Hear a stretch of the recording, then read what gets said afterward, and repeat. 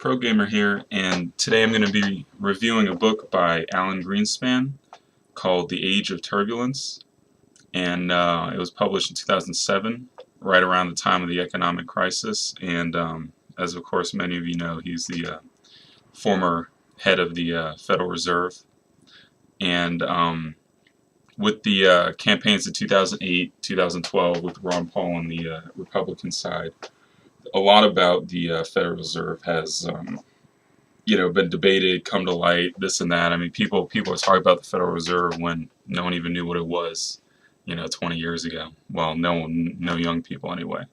But Ron Paul did change that, and a lot of things is that reading this book, a lot of people, what they don't know is if you actually watch interviews with him, and he kind of says that in this book as well, but he's actually in favor of a gold standard.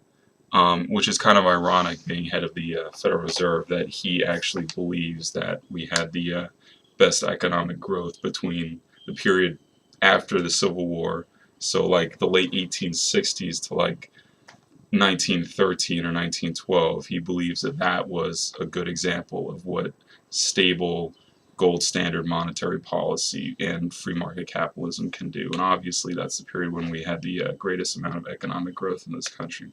And a thing about the collapse is that in the book he goes into saying how his take on it is partially that Fannie and Freddie, with underwriting home loans and things like that, different legislation, they contributed to it. But he believes that the real reason why interest rates were so low for so long was because after the Soviet Union and the Soviet dependent states became capitalistic.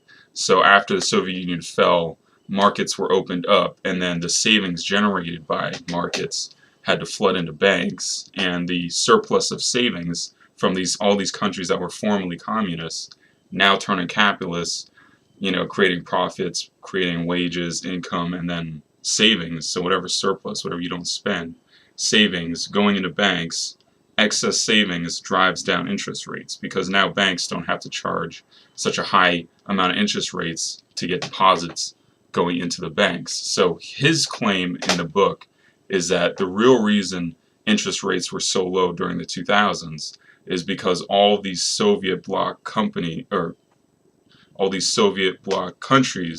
that became capitalistic and thus had savings forced interest rates to be artificially low. Well, not artificially low, but lower than he would have liked. And he said that, and I believe it was in 2005 or 2004, that the Federal Reserve tried to raise like the discount rate, see if it would have an effect of the overall interest rates in the economy. And he said that it did not, and that the reason for that was because of these excess savings from all these countries. And I mean, yeah, sure, why not? I mean, that's an obvious factor in interest rates, is if you have excess savings, then banks don't really need to have higher interest rates in order to try to draw in people's money. Like, why, you don't, if a T-bond is 10% a year, no one's going to put their money in a bank at 1%. But the thing is that, the way that interest rates work is that it's all wound out together. Like, you're not going to have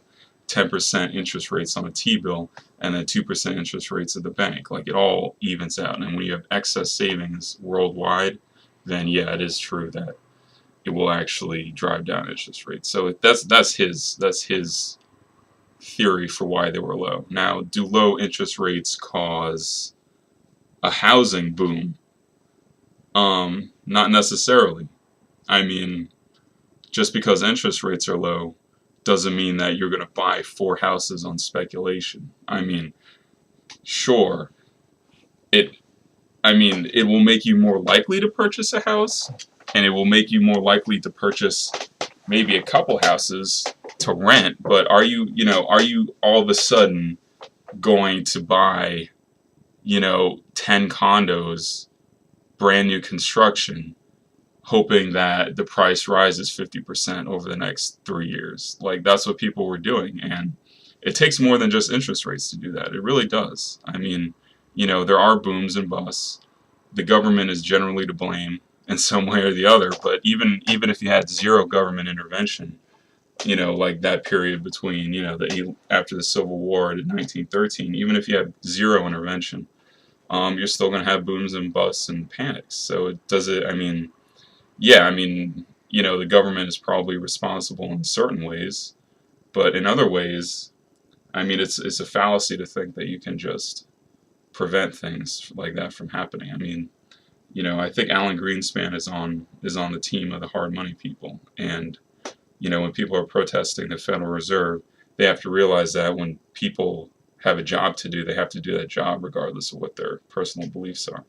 So, I mean, Alan Greenspan prefers gold as a monetary standard, but it doesn't mean that he can't run the Federal Reserve well, and is it his fault that there was a crazy housing boom? I mean, is it the Federal Reserve's fault that there was a stock market bubble? I mean, Ben Bernanke says that, back in the late 20s. I mean, Ben Bernanke blames the Federal Reserve, and he's the chairman of the Federal Reserve. And then you had the previous chairman of the Federal Reserve saying that gold standard is better than fiat money. I mean, these people aren't idiots. I mean, just because they have a job to do doesn't mean they don't know what the right thing is. And people confuse the two. I think they're missing the forest for the trees here.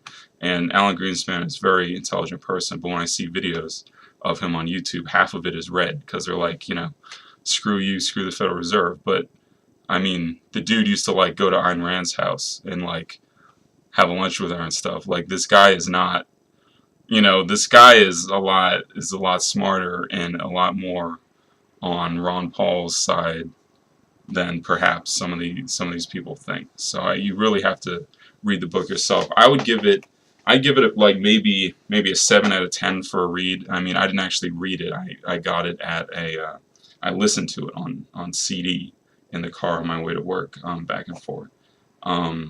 So that's probably a better way to do it. I mean, it might, it's a little bit boring, but I definitely enjoyed it. I mean, and his take on excess savings driving down interest rates worldwide, that is, something to think about.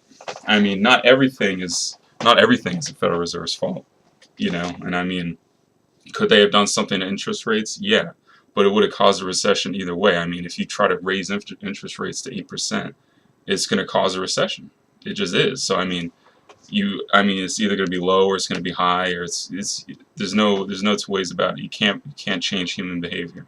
There will be booms, there will be busts, but it doesn't mean that we don't have the most intelligent people running this stuff. I mean, Ben Bernanke and Alan Greenspan, two of the most intelligent people in our country, and they are not idiots, and they know what the right thing is, even if they have to work in the parameters that they're given. So I hope you guys do check out the book, and if you don't want to sit down and read it, then maybe get it on tape on your way to work. You can listen to it. But it's good to get his side of it, because everyone is always on the other side. But you have to really listen to what he has to say, because he is very intelligent, and he really is a hard money guy. He's not for the fiat money system, and it's pretty interesting coming from one of the greatest Federal Reserve chairmen ever. So, pro gamer out. Catch you guys next time.